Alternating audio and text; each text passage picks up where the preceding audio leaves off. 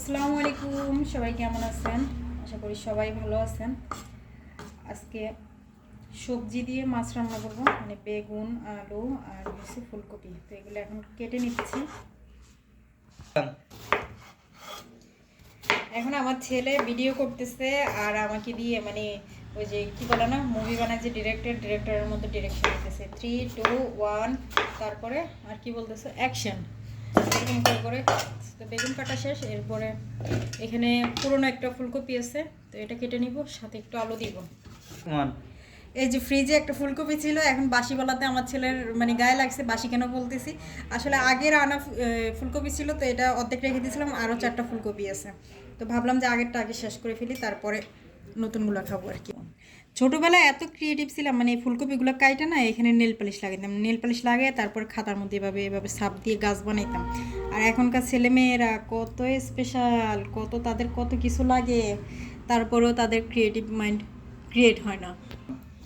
সবজি কাটা শেষ, এখন কাটবো পেঁয়াজ। পেঁয়াজগুলোর মাঝখান থেকে ফালা করে নিলাম।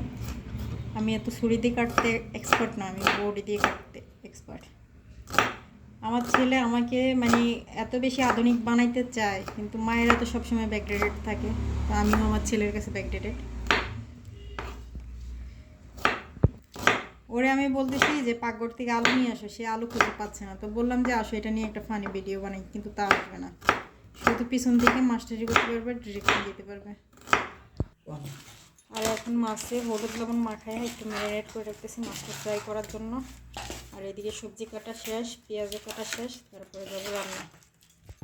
এই যে এখানে পেঁয়াজ কেটে রাখছি, এই যে এখানে দেখাও না, এই যে এখানে একটু রসুন কুচি করে নিলাম, কারণ আমার বাটা রসুন শেষ হয়ে গেছে। তাই কয়েক কোয়া রসুন একদম থেতলো করে নেই, কুচি করে কেটে নিচ্ছি। কড়াইতে তেল গরম হয়ে গেছে, আর এখন ম্যারিনেট করা মাছের পিসগুলো দিয়ে দিব ফ্রাই করার জন্য।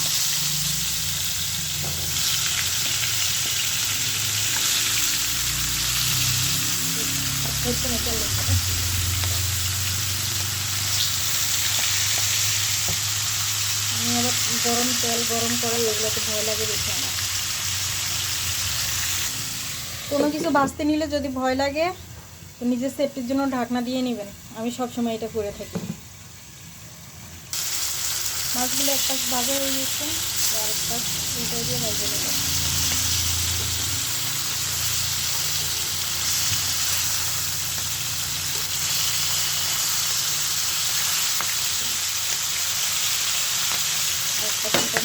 আবার ঢাকনা দিয়ে দিবেন, মাছগুলো ভাজা হয়ে গেছে। আর যে বাকি তেলটা ছিল, এই তেলের মধ্যে রসুন আর পেঁয়াজ কুচিগুলো একটু হালকা নরম করে নেব। নড়াচড়া করে দিতেছি, এগুলো এখানে নরম হতে থাক, আর আমি ততক্ষণে বাকি মশলাগুলো গুছিয়ে নিয়েছি। বাকি মশলাগুলো সব গুছানো শেষ, ভালো করে মিক্স করে নেব, একটু গলা বানিয়ে গেছে। তো এখন মশলাগুলো একটু ভালোভাবে কষিয়ে নেব, তারপরে সবজি দিয়ে দিব। মশলা কষানো শেষ, এখন দিয়ে দেবো সবগুলো সবজি।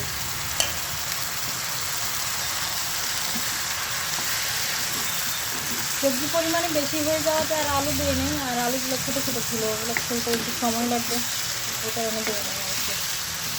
ওগুলো একটু ভালোভাবে মিক্স করে নিই, কষানোর পরে তারপরে ওগুলো এখানে দিয়ে দেবো। সবজি কষানো শেষ, দিয়ে দেবো ঝোলের পানি। আর চটার উপরে দিয়ে চটা গোসল করে নিই, চটার মধ্যে অনেক মশলা লেগে থাকে। একদম পারফেক্টভাবে করছে ঝোলের পানি। এবার ঢাকনা দিয়ে দিব, সবজি সিদ্ধ হয়ে গেলে তারপরে দেবো মাছ।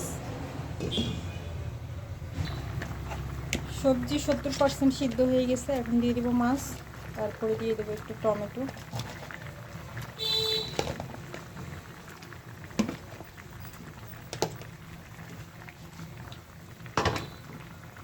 আবার ঢাকনা দিয়ে ঢেকে দেবো।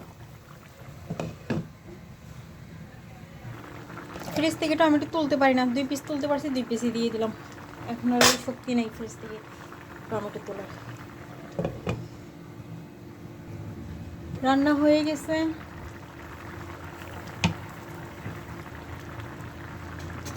লবণ চেক করে নিই, লবণ ঠিক আছে কিনা। হ্যাঁ, সব কিছু পারফেক্ট আছে। ধনিয়া পাতা হলে ভালোই, তো ধনিয়া পাতা নাই তাই দেয়নি। তো আজকের ভিডিও এতটুকুই। সবাইকে অনেক অনেক বেশি ধন্যবাদ আমার ভিডিওটি দেখার জন্য। তো আজকে এতটুকুই। সবাই ভালো থাকেন, সুস্থ থাকেন, সেই দোয়া রইল। আবার দেখা হবে কালকে অন্য কোনো ভিডিও নিয়ে। টাটা।